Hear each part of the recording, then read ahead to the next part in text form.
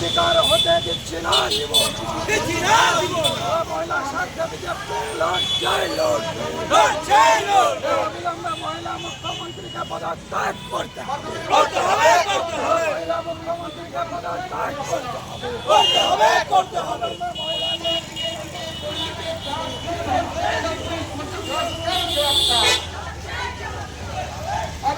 ধর্ষণ বন্ধ করতে হবে। লক্ষ্মী ভাতানা লক্ষ্মীদের নিরাপত্তা সুনিশ্চিত করতে হবে। রাজগঞ্জের শিশু ধর্ষণের জবাব চাই, জবাব দাও। আমাদের মুখ্যমন্ত্রী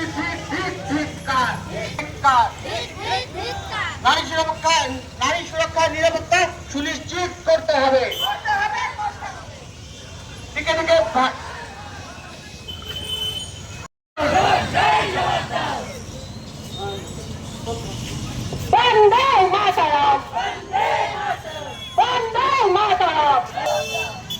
পুলিশ মন্ত্রী থাকাকালীন মহিলা একজন তবুও তার রাজত্বকালে এত মহিলা ধর্ষিত হচ্ছে কেন?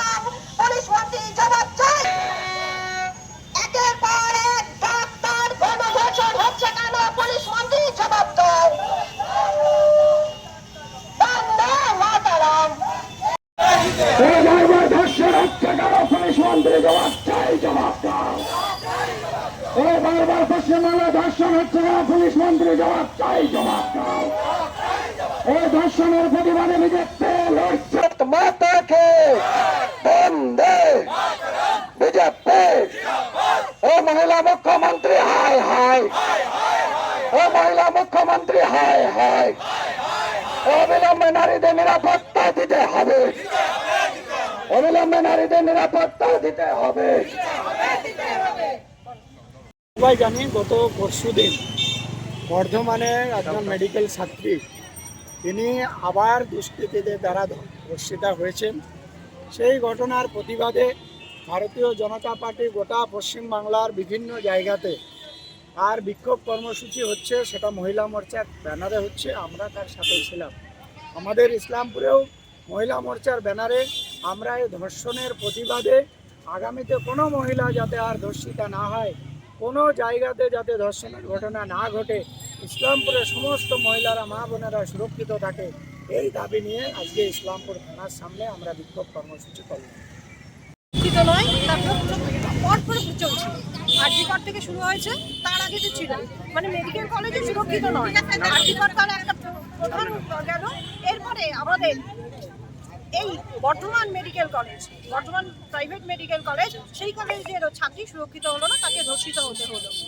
তাহলে এই ধর্ষণের এখন চলছে ধর্ষণের রাজত্ব। মাননীয় মুখ্যমন্ত্রী কিন্তু একজন মহিলা, এই মহিলার আন্ডারে আমাদের এই ছেলে মেয়েরা যারা কলেজে যাচ্ছে ধর্ষিত হচ্ছে। এমন পশ্চিমবঙ্গ কি আমরা দেখেছিলাম? এমন পশ্চিমবঙ্গ কি আমরা চাই? যেমন কাছের আমাদের জলপাইগুড়ি জেলা, ভাবুন একটা ছোট্ট মেয়ে, সেই জলপাইগুড়ি রামগঞ্জের ওই ছোট্ট মেয়েটা কি কোনোদিনও ভেবেছিল তাকে ধর্ষিত হতে হবে গণধর্ষণে? তাহলে আমরা কোন পশ্চিমবঙ্গে আছি? আমরা যে পশ্চিমবঙ্গে আছি সেই পশ্চিমবঙ্গে কিন্তু কোনো নারী সুরক্ষিত নেই। এটা কিন্তু আমাদের লজ্জা না, মুখ্যমন্ত্রীর লজ্জা, কেননা মাননীয় মুখ্যমন্ত্রী একজন মহিলা। সুতরাং এই মুখ্যমন্ত্রীর আমলে এই আপনাদের সামনেই বলবো, এই পশ্চিমবঙ্গ জুড়ে কিন্তু কোনো মহিলা সুরক্ষিত নয়।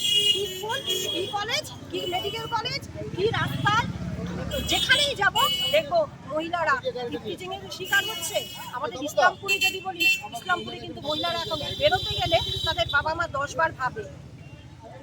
এই ধরনের পশ্চিমবঙ্গ বা এই ধরনের বাংলা ছিল না, যে বাংলায় মহিলারা সুরক্ষিত নয়, এটা ভাবতে শিহরণ লাগছে।